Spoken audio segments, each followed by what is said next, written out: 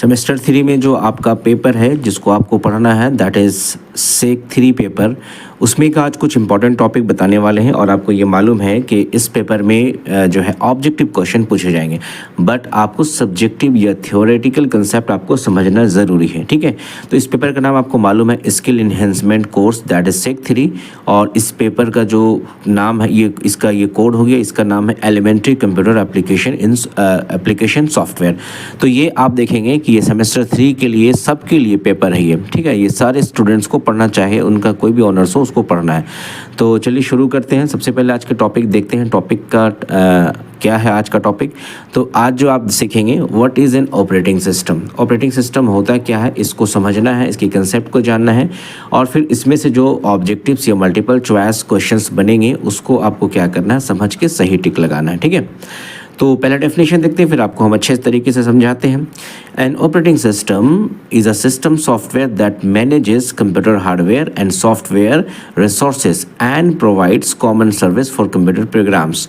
यानी जब एक कंप्यूटर की बात होती है तो कंप्यूटर की जब हम बात करते हैं तो कंप्यूटर में हम जो भी एप्लीकेशंस खोलते हैं, जिस पे भी हम काम करते हैं, ये सारे एप्लीकेशन के पहले एक सॉफ्टवेयर डाला जाता है। उस सॉफ्टवेयर को हम कहते हैं ऑपरेटिंग सिस्टम कहते हैं, ठीक है ना।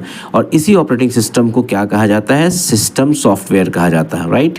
इसलिए कहा जाता है कि सिस्टम को चलाने के लिए जो सॉफ्टवेयर की ज़रूरत होती है वही आपका जो है सिस्टम सॉफ्टवेयर या फिर ऑपरेटिंग सिस्टम कहलाता है। यहाँ तक कंसेप्ट क्लियर है। अब डेफिनेशन में जो चीज़ें बता रहा है कि एक सिस्टम सॉफ्टवेयर है that manages computer hardware and software, यानी कंप्यूटर के जो हार्डवेयर है और कंप्यूटर के जो सॉफ्टवेयर है दोनों को मैनेज करता है। चूँकि हम जानते हैं और आपको बताया गया है कि कंप्यूटर जो है ये हार्डवेयर और सॉफ्टवेयर से मिल के बना होता है, ठीक है। हार्डवेयर उस चीज़ को कहते हैं जिसको हम टच कर सकते हैं, देख सकते हैं, होल्ड कर सकते हैं, और सॉफ्टवेयर जिसको कंप्यूटर के अंदर इंस्टॉल किया जाता है। दोनों की कॉम्बिनेशन से ही क्या बनता है, कंप्यूटर बनता है, राइट। यहाँ तक आपका डेफिनेशन क्लियर थी। इसके अलावा जितनी भी सर्विसेज, जैसे मैं यहाँ पे क्या टाइप कर रहा हूँ, मैं ऐसे में लिख रहा हूँ या मैं कोई टाइप कर रहा हूँ, यहाँ मैं कीबोर्ड से लिख रहा हूँ, तो जो चीज़ें मैं इंस्ट्रक्शन दे रहा हूँ सारी वो एक तरह का वो क्या इंस्ट्रक्शन है या सर्विस है। तो इस तरीके के सारी सर्विसेज को जो मैनेज करने वाला कौन होता है, ऑपरेटिंग सिस्टम होता है, ठीक है।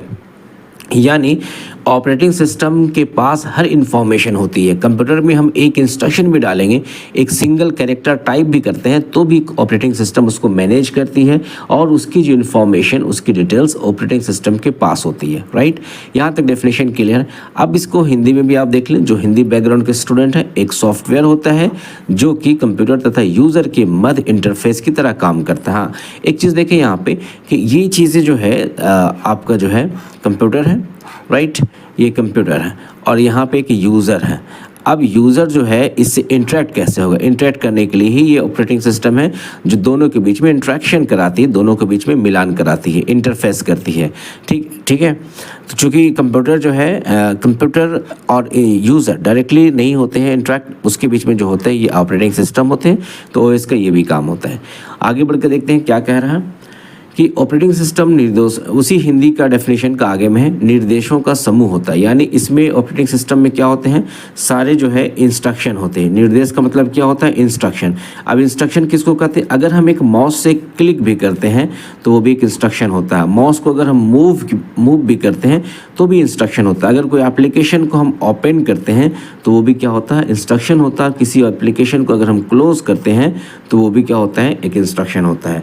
तो सारे इंस्ट्रक्शन का समूह होता है जो कि स्टोरेज डिवाइस में स्टोर होता है। आगे पढ़ेंगे स्टोरेज डिवाइस क्या होते हैं, तो उसमें आपको और समझ में आएगा। यह प्रोग्राम्स का समूह होता है जो कि कंप्यूटर के रिसोर्सेज तथा ऑपरेशंस को मैनेज करता है। यानी ऑपरेटिंग सिस्टम में सारे फाइल्स जो है यहाँ पे अपना अपना काम करते हैं।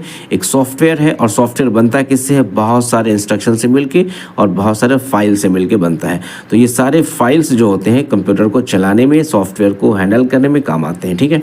ऑपरेटिंग सिस्टम कंप्यूटर में लोड होने वाला यह पहला प्रोग्राम है। अगर कोई कंप्यूटर होता है या किसी भी डिवाइस की बात करते हैं, मोबाइल की बात करते हैं, जितने भी एप्लीकेशन इसमें इंस्टॉल किए जाते हैं, याद रखिए जितने भी एप्लीकेशंस होते हैं वो सारे एप्लीकेशंस के पहले या सबसे पहले आप कह लें ऑपरेटिंग सिस्टम को इंस्टॉल किया जाता है। एक तरह से समझ लें कि अगर ये हमारा कंप्यूटर है और ये हार्डवेयर है तो इसमें जान नहीं होता है, ऐसे समझे। और जब इसमें ऑपरेटिंग सिस्टम डाल दी जाती है तो ये एक्टिव हो जाता है, एक्टिवेट हो जाता है, यानी अब इसमें हर तरह का एप्लीकेशन को डाउनलोड किया जा सकता है, डाला जा सकता है, इंस्टॉल किया जा सकता है। आप इसमें नेट चला सकते हैं, आप इसमें नेटवर्किंग कर सकते हैं, आप इसमें जो चाहे वो काम कर सकते हैं। लेकिन सबसे पहले आपने क्या करना है, ऑपरेटिंग सिस्टम डालना है, या अगर आप कहीं से परचेज़ करते हैं कंप्यूटर तो वो आपको ऑपरेटिंग सिस्टम इंस्टॉल करके देता है, ताकि आप बाद में आराम से जो भी चीज़ें चाहें डाल सकते हैं। ठीक है, अब यहाँ पे देखें, ऑपरेटिंग सिस्टम कंप्यूटर के सभी ऑपरेशंस को मैनेज करता है। बहुत सिंपल कंसेप्ट है, ठीक है, यानी कंप्यूटर के अंदर जितने भी ऑपरेशंस होते हैं सारे को मैनेजमेंट कौन करता है, आपका ओएस करता है। आपने शायद विंडोज़ का नाम सुना होगा, तो ये विंडोज़ जो है एक ऑपरेटिंग सिस्टम का ही एग्जांपल है। इसके अलावा आपने बहुत सारे चीज़ सुने होंगे, बहुत सारे टाइप सुने होंगे। अभी हम लोग देखेंगे क्या क्या इसके एग्जांपल्स हो सकते हैं। तो यहाँ तक ये इसकी कंसेप्ट हो गई डेफिनेशन के साथ साथ आपका इंग्लिश में और हिंदी दोनों में। अब याद रखें, इसमें आपका जो एग्ज़ाम में क्वेश्चन बनेगा तो ऑब्जेक्टिव बनेगा, तो यहाँ पे आप लिख सकते हैं operating system is an interface between user and hardware, user and hardware. तो अब आपने ये फिल इन द ब्लैंक्स करना है। अब अगर आप पढ़ के गए हैं कि इंटरफेस का काम करता है, यहाँ आप क्या भर देंगे, operating system is an interface. या आपके पास क्या है, 4 ऑप्शन दिया रहेगा, ठीक है ना। चारों ऑप्शन में अगर आप पढ़ के गए होंगे, सबसे पहला मान लेते हैं दिया होता है कि प्रोसेस दिया रहता है, ठीक है ना। दूसरा में आपको दिया रहेगा कमांड्स दिया रहेगा, ठीक है ना। तीसरा में आपको दिया रहेगा इंटरफेस दिया रहेगा, और चौथा में क्या रहेगा, नन ऑफ दिस रहेगा। तो आप अगर पढ़ के गए होंगे तो आप डेफिनेटली ऑप्शन नंबर 3 पर टिक लगाएंगे कि इंटरफेस होता है, ठीक है। इस तरीके से ऑपरेटिंग सिस्टम के या दूसरे टॉपिक के मल्टीपल चॉइस क्वेश्चन बनेंगे। ओके, अब देखते हैं आगे क्या कहता है ये।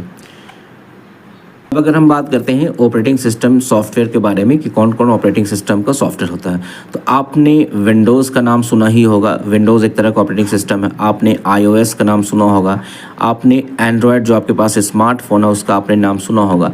तो ये सारे क्या ऑपरेटिंग सिस्टम है। अगर फिर हम लाइनेक्स की बात करते हैं तो ये भी आपका ऑपरेटिंग सिस्टम है, ठीक है ना। लाइनेक्स की बात करते हैं, उसके बाद उबुंटू जो है ये भी आपका जो है ऑपरेटिंग सिस्टम है, right.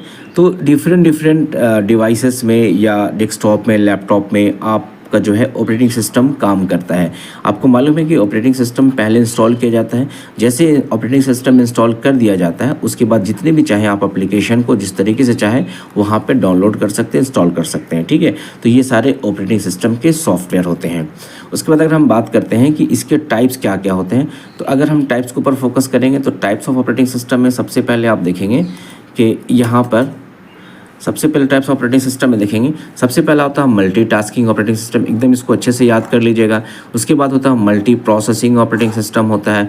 Then time sharing operating system होता है। असल में क्या है कि ये सारे ऑपरेटिंग सिस्टम अलग अलग जो है डिपार्टमेंट में या फिर अलग अलग सिस्टम में यूज़ किए जाते हैं। जैसे अगर हम बात करते हैं फ़्लाइट शेड्यूलिंग की या फिर फ़्लाइट मैनेजमेंट की, फ़्लाइट ऑपरेशन की, तो इस फील्ड में क्या होता है, इंस्ट्रक्शन जो होते हैं वो इमीडिएटली दिए जाते हैं और उसकी रिस्पांस इमीडिएटली मिलती है।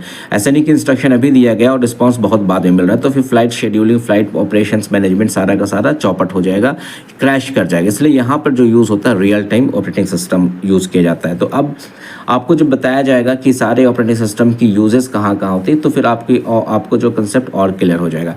उसके बाद आप देखेंगे बैच ऑपरेटिंग सिस्टम क्या है, डिस्ट्रीब्यूटर ऑपरेटिंग सिस्टम क्या है, उसके बाद नेटवर्क ऑपरेटिंग सिस्टम, ये सारे क्या है इसके टाइप्स हैं। तो आपने आज के वीडियोज़ में देखा आपने कि ऑपरेटिंग सिस्टम के डेफिनेशन क्या होते हैं, कैसे काम करता है, यूज़र और हार्डवेयर के बीच में कौन होता है, तो ये सारे के सारे आपको वीडियो में बता दिया गया। अब आपसे क्वेश्चन अगर मान लेते हैं, इस तरीके से क्वेश्चन बनता है कि निम्नलिखित में ऑपरेटिंग सिस्टम के कौन टाइप्स हैं। तो अगर पहला ऑप्शन दिया रहेगा यहाँ पे, मान लेते हैं पहला ऑप्शन दिया रहेगा कमांड, ठीक है ना।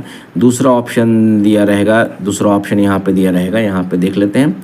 दूसरा ऑप्शन यहाँ पे मान लेते हैं क्रोम, ठीक है, यहाँ दिया रहेगा। तीसरा ऑप्शन दिया रहेगा यहाँ पे real time operating system, real time operating system, और चौथा में दिया रहेगा इनमें से कोई भी नहीं, ठीक है ना, नन ऑफ दिस। तो अब आपको हमने बताया कि इसके टाइप्स क्या क्या होते हैं। तो क्रोम तो टाइप, कमांड तो टाइप नहीं है, क्रोम है ही नहीं है। रियल टाइम अभी हमने आपको बताया कि real time operating system is the type of operating system, और नन ऑफ द दिस तो होगा नहीं। तो आपका सही ऑप्शन ये होगा। तो आप पढ़ के जाएंगे तो डेफिनेटली आप सही ऑप्शन पर टिक लगाएंगे। आई होप कि आज का वीडियो आपको समझ में आया होगा। अच्छे से याद कीजिए, अच्छे से कंसेप्ट को क्लियर कीजिए, और फिर अगर एग्जाम में क्वेश्चन आता है तो इसको अच्छे तरीके से सॉल्व करने की कोशिश कीजिए। मिलते हैं नेक्स्ट टाइम नेक्स्ट वीडियो के साथ। Thank you very much.